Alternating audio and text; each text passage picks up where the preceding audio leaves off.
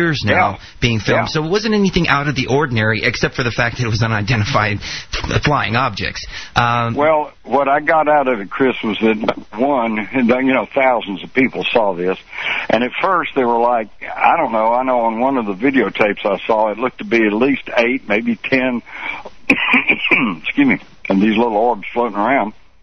And then they kind of coalesced into one big object, which is the one they showed on ABC TV. And, of course, a lot of people and some of the people in the street were saying, oh, I think that's balloons. Well, here's the thing to watch for. If it was balloons, then within the next few days or weeks, we ought to hear reports that, well, they found some of these balloons hanging in a tree or out in a field somewhere, hanging off a building, and then we'll know it's balloons. But if you don't hear of any balloons being recovered, then I think obviously we're talking about something other than balloons.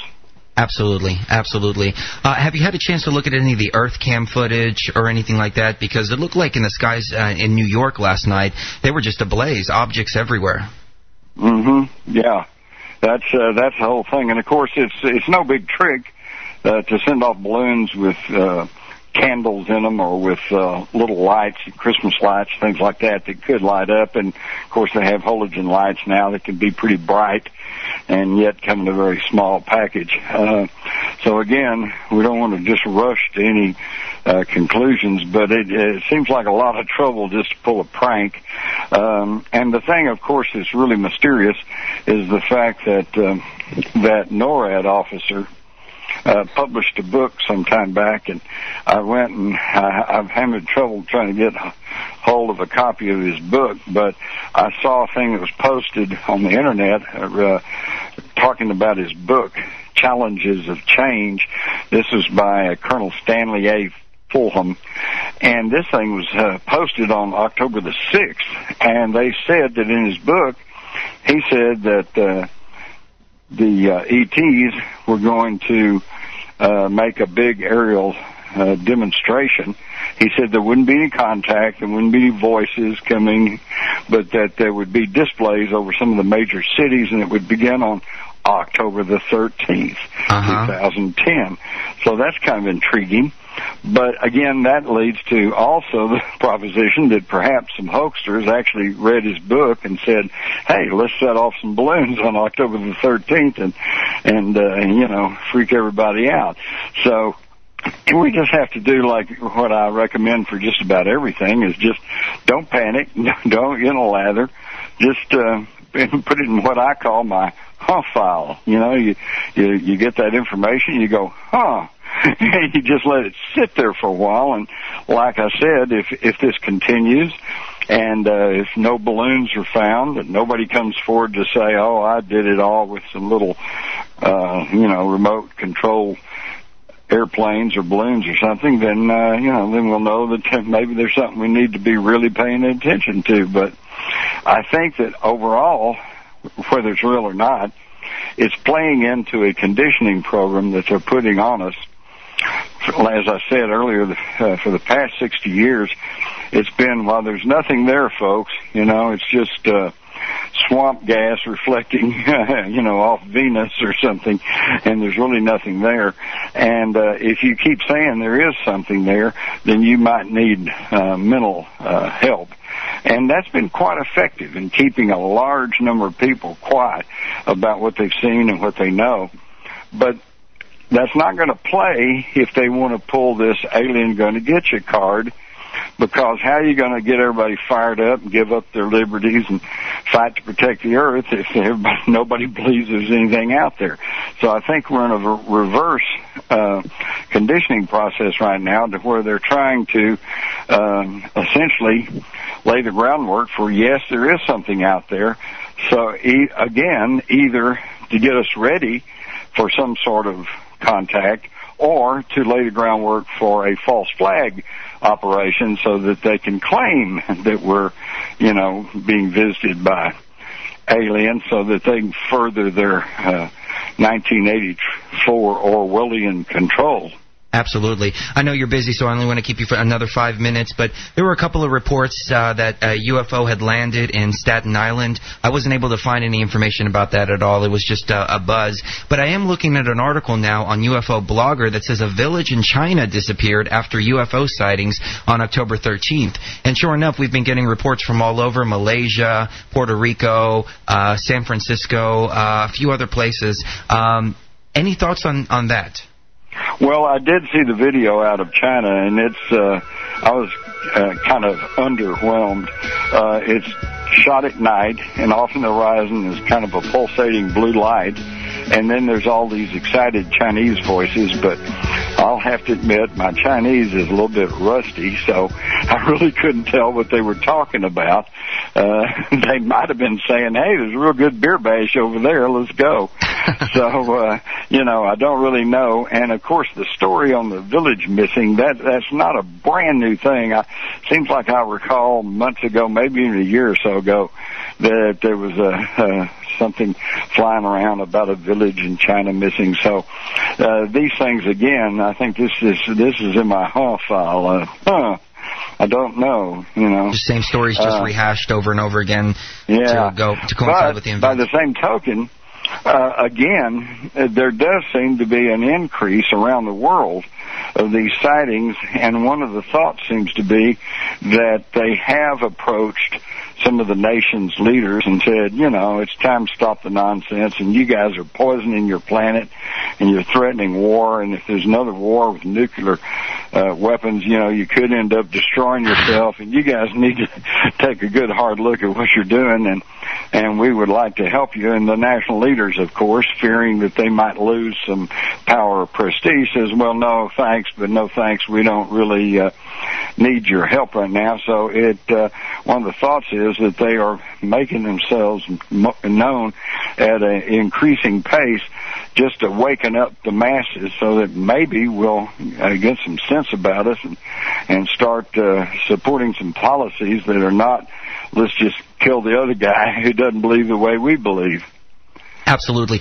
Christy or Freeman? I guess I'll go to Christy first. Do you have any questions for Jim before we let him go? Oh, no, I'd prefer to hear Freeman.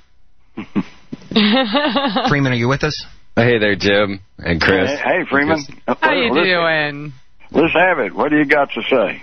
Oh, lordy, it's ramping up like nothing else. We've got the Fabian Society coming out with all kinds of new news and tactics of the War of the Worlds, and we've just been kind of tracking this ramp up for a while now. What I was most curious... it's not new, is it? Not at all. It really, as far as I'm concerned, started with Buzz Aldrin and the monolith on Mars. Mm-hmm. Or on Phobos. Of course, it goes back further than that. I've been after this since the 50s, I guess. And of course, up until now, that's just conspiracy theory or crazy talk. But it's interesting because I think you'll agree that there's an increasing number of people now who are finally going, now, wait a minute, there's something going on here, right? What do you think about Nazi involvement? That's my biggest question for you.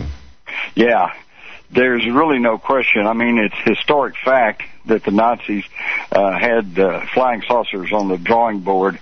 They also had their three-stage rocket, the A-10, which in one configuration was labeled the Mars rocket, which kind of tells you what they were aiming at. And there's no question that they were developing these things. I think the only question in the argument has been, did they ever get a working prototype, and did they ever get anything that actually was flying? And I'm at the point now to where I think, yes, they did. So, in fact, I would go so far as to say that perhaps some of the early saucer sightings of the 40s and early 50s and maybe even the 60s, some of those, not all, but some of those may very well have been Nazi saucers, either flown by the Russians or flown secretly by the Americans, or, and more scary, flown by a third power, which was the Nazis, because we defeated the Germans in World War II, but we didn't defeat the Nazis. There was nobody representing the Nazi party at the surrender. That was the German military. And so the Nazis just kind of went on. We just forced them to move, and a bunch of them went to Argentina and Bolivia and some of the South American countries, and then thousands of them came over to the United States under projects like Paperclip. And unfortunately, we rolled them into our military-industrial complex under the idea that we needed them to help us stay ahead militarily and in rocketry from the Russians. But of course, has been pointed out, when we accepted their technology, we also got their ideology, which was, of course, National Socialism. That's what Nazi stands for. That's the German acronym for National Socialist. And I think over the past, from 2000 until 2008, that's what we were operating under, although they could not come out and call it National Socialism because that has a bad name, so they called it neoconservatism, or the neocons. And I think that's what we've seen in operation. And now, when people begin to kind of catch on that the Bush and his neocons were not constitutional conservatives, but they were national socialists. And that's why it kind of was threw all the constitutional conservatives, threw them off balance, because Bush always said the right things, and they thought he was a good constitutional conservative, but that wasn't what he was all about. We built up a huge war machine. We had our own version of the Reichstag fire.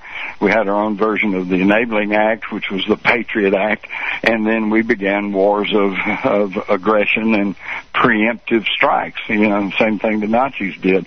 So we're just kind of following that same program. But then in 2008, and more people were kind of catching on to this, so the globalists, the moneyed elite, pulled a shift on us, and they shifted us from National Socialism to Marxist socialism, and now we're having to grapple with that. It's really kind of amazing. What's particularly amazing is that if you look at what's going on right now today, what we find is that we have a healthcare plan that's been laid on us, and that we're being forced to pay into and fined if we don't. It was written by a committee whose chairman, he said he didn't understand it, pushed through Congress by Nancy Pelosi, who said, well, we have to pass the bill so we can find out what's in it, and then passed by Congress that hadn't even read it, but